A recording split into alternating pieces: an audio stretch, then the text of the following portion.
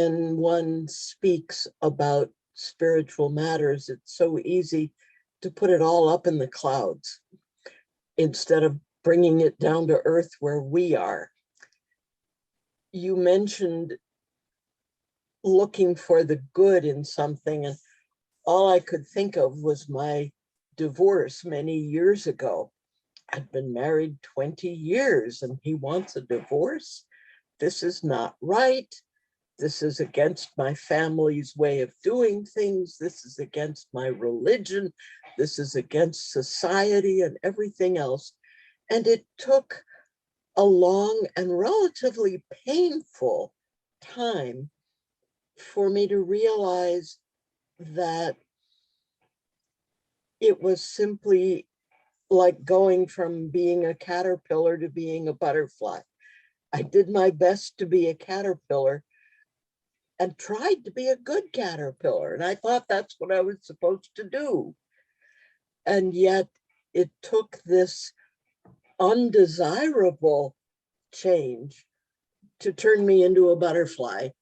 And it took me years afterwards to understand that that's what it was, that it was a changing, a growing thing that made me into a different creature.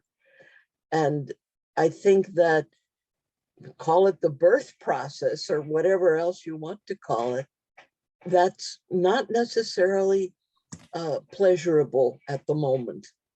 So we have to be willing to go through the pain. And you mentioned grieving. There was a little poem that said the pain doesn't go away. It just becomes ordinary. And that shows that you do have to experience it and integrate it into who you are. I wish I could explain ways to do it to make it quick and easy for everybody else, but it doesn't work that way. That's all. Thank you for that good talk. And thank you so much. I mean, that is just an astute observation. You're spot on with that. It's the, so many analogies that they use too. It's like, the jagged, rough edges that then, smooth the stone, or, that smooth seas don't make a skilled sailor.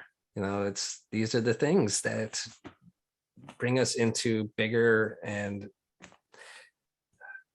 I want to say better, because we're perfect exactly as we are. So it's not better things. It just makes us into a more, into our infinite nature more. So I love that analogy. Thank you, Anne. That was great.